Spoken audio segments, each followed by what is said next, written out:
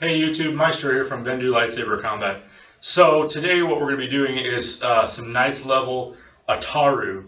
Now in Ataru, it's all about how you flow with your force. And when I say force, I'm not talking about like I can move stuff with my mind kind of force. I'm talking about the actual physical forces that physical, mental, and intentional forces that you project into your opponent in order to score. When I take a guard and I go forward into an attack, I'm creating force in my guard, I'm generating power, and I'm launching that power at the opponent in order to strike them. That's my force. The opponent is trying to do the same thing to me. That's his force. The study of how those two forces come together is what Ataru is all about. So in Ataru, we don't want to clash hard with an opposing force. If there's a force coming in at us, what we want to do is we want to take our cues from air and water, flow. We want to flow around that force, with that force. If it's coming in, we want to direct it away from us. If they're not producing force at us, we want to produce force at them. That's where the aggression of Ataru comes from.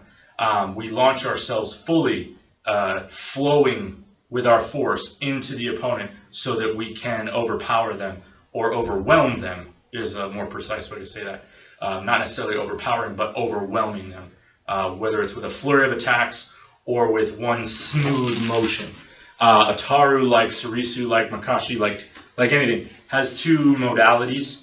One that we employ farther away when the opponent is doing things like false fighting, when they're engaging. Let me give you a short demonstration. Nightshade, would you come up?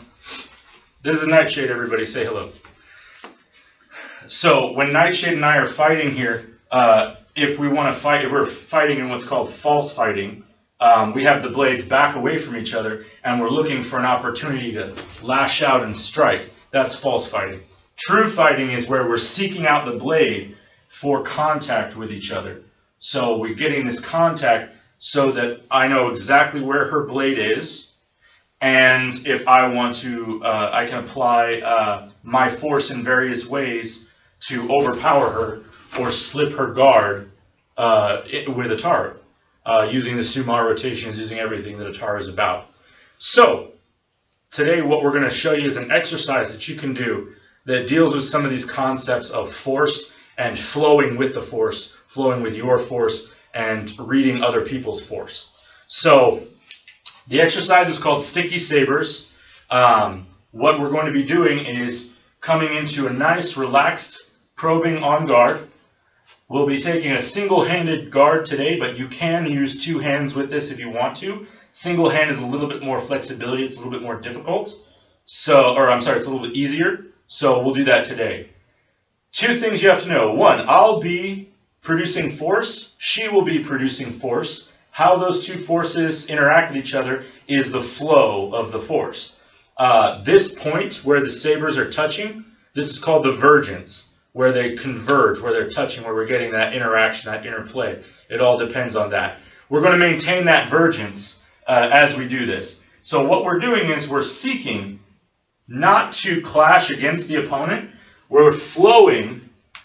As she pushes down here, you can see she's pushing me down. I don't want to fight against that push, because if I do, she can flow away from that attack and strike me before I can strike her, because I'm now pushing away, not towards her. If I am pushing towards her, my force is going directly straight forward at her. She wants to divert my force to flow around her, away from her, so that she does not get hit. And I want to do the same thing. So we are both attacking and defending at once. Very good. Until we see an opportunity to break that connection and flow away or around the opponent. So this is the exercise of Sticky Sabers. One more time. So we have the vergence. We're keeping our knees relaxed. We're able to move. We're limited in mobility because we're in a small room right now. But you can move as much as you want to. And don't be afraid to use the free hand as well. Ataru does use the free hand. So if I'm able to get close enough to put a control on our arm, I can absolutely do that. There's no problem there. But again, it's all about developing a sensitivity to the flow of the opponent and not crashing against their force, but flowing with it to defeat it. You want to be unable to be hit because there's nothing there to strike. You flow away so that you can then attack the opponent. All right. Okay, so for this exercise, it's in the same vein as sticky sabers. It's just a little bit more of a beginner exercise. It takes the sabers out of the equation so you can feel more what we're talking about with our bare hands. This is force wrestling, so we're actually going to be applying force directly against each other, but not in an overpowering or overwhelming way. For instance, we don't want to like just grab each other and try to physically force each other to do things. What we're trying to develop is sensitivity to the flow of his force, so his energy coming in at me. I want to develop a sensitivity to it so that I can turn it back on its head. One of the most important elements that this trains that allows me to do that is balance. This is all about balance. Let me show you what I'm talking about. So we'll begin this way. We're going to come forward and we're going to take each other's hands like we're shaking hands. We're not crushing the other guy. We're not squeezing the other guy. We're taking a good loose grip. We don't want to be overpowering. We want to be sensitive. So we don't want to do anything that will block out that sensitivity. So I'm going to have everything very relaxed.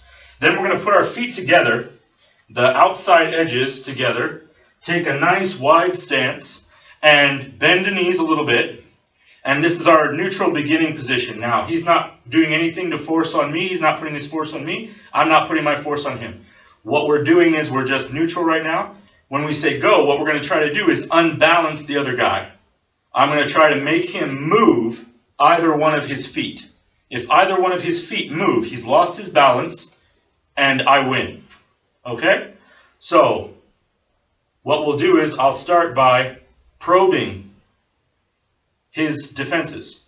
I'm just applying a little bit of my force in a relaxed fashion, and if he suddenly tries to push me over, I'm not braced, so I can roll with it. I can relax, and it doesn't affect me. It doesn't knock me over. And if he tries that again and I feel it coming, I can roll with it, and I can use his force against him. I can take him off his balance. What I'm doing is I'm feeling through his arm. I'm using his arm as a conduit to feel all of his balance and the way that he's holding himself, his energy, where he's tense. And what I'll do is when I find a tense spot in his body, I'll just apply my force into that weak spot, and that will unbalance him right there. So you can see when we have this interplay between us, it can be very complicated very quickly because he's trying to read me, I'm trying to read him at the same time. I'm trying to unbalance him, he's trying to unbalance me. It's very much like a bout of sword play or a bout of lightsaber combat. So we're just looking for those tense spots, and when we find them, over they go. Okay. All right, so that's force wrestling. Another really nice, easy way to practice some of the principles and techniques of Ataru, especially the flowing ones.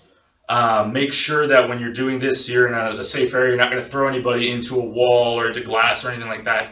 As always, be safe and happy sabering.